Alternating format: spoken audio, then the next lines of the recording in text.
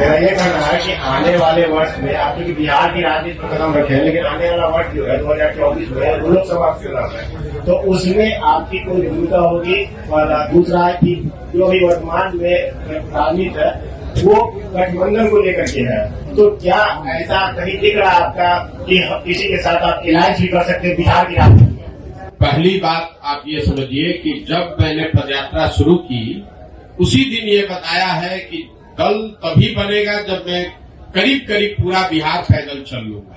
तो लोकसभा से पहले तो अभी हम आधा बिहार ही कर पाए हैं, 2-4-5 जिला और कर लेंगे। लोकसभा से पहले जन सुराज दल बनने की संभावना तो मैं नहीं देखता हूं, लेकिन अगर लोग ये चाहते हैं कि वो चुनाव लड़े, जो लोग जन सुराज परिवार से इस परिकल्पना सोच से जुड़ रहे हैं, और अगर वो तय करते हैं कि चुनाव लड़ा जाए तो उन जगहों पर चुनाव लड़ सकते हैं। लेकिन जो चुनाव लड़ेगा वो निर्दलीय के तौर पर लड़ेगा। जन सुराज परिवार या हमारी सोच या हम लोग के पास जो भी व्यवस्था है उसकी मदद करेंगे, लेकिन ये निर्णय विशुद्ध तौर पर उन लोगों का है जो जन सुराज से जुड़े हुए हैं। अगर लोकसभा के स्तर पर, जिले के स्तर पर वो निर्णय लेते हैं कि हम लोग को चुनाव लड़ना है, हम लोग के पास योग्य कोई प्रत्याशी है, तो वो चुनाव निर्दलीय के तौर पर लड़ सकता है।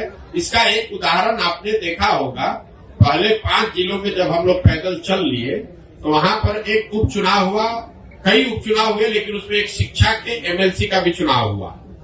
तो लोगों का ऐसा मानना था कि चूंकि हम लोग शिक्षा पर इतनी बात कर रहे हैं तो शिक्षकों के एमएलसी के चुनाव को हम लोग को लड़ना चाहिए।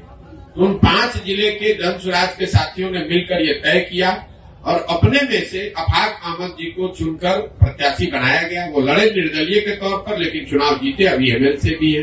तो लोकसभा में ये संभव है कि जन सुराज के जो साथी जिन जिलों में हम लोग पदयात्रा कर चुके या जहां पर वो संगठन बन गया है, वहां पर अगर वो तय करते हैं कि चुनाव लड़ना है, उनके पास उनकी नजर में कोई योग्य उम्मीदवार होगा तो उम्मीदवार निर्दलीय के तौर पर लड़ सकता है। जन सुराज दल के तहत कोई चुनाव लड़ने की अभी संभावना नहीं है। दल तभी बनेगा जब मैं पूरे बिहार की या ज्यादातर बिहार की पदयात्रा पूरी कर लूंगा। दूसरा आपने कहा गठबंधन की, तो कोई संभावना नहीं है, इसको लिख लीजिए बिल्कुल बोल्ड शब्द में। ये जन सुराज की जो पूरी परिकल्पना है, इसमें कोई गठबंधन की संभावना किसी तरह की, किसी दल किसी व्यक्ति से है ही नहीं।